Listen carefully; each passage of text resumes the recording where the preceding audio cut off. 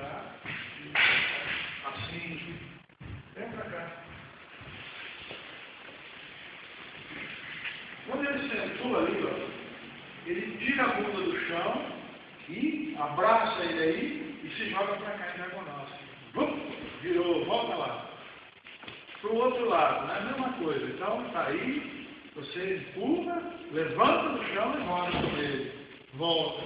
Se acontecer na hora da luta, né, você fez direitinho, faz direitinho, põe a mão no chão, ele pega e põe a mão no chão. Essa mão que está aqui atrás, você envolve o braço dele de uma vez, traz para você e cai na mesma coisa. Daí, inclusive, você vai esse braço para a chave. Né? Volta. Isso são educativos, para te preparar para uma situação de luta.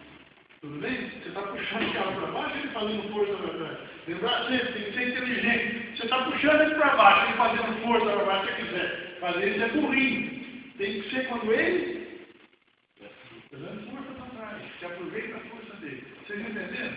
Então, faz 4 vezes assim. Mão no chão e mão na faixa. Vai. Sai do chão. 1, do outro lado.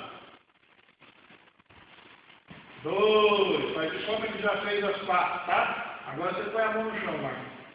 1. Tudo bem?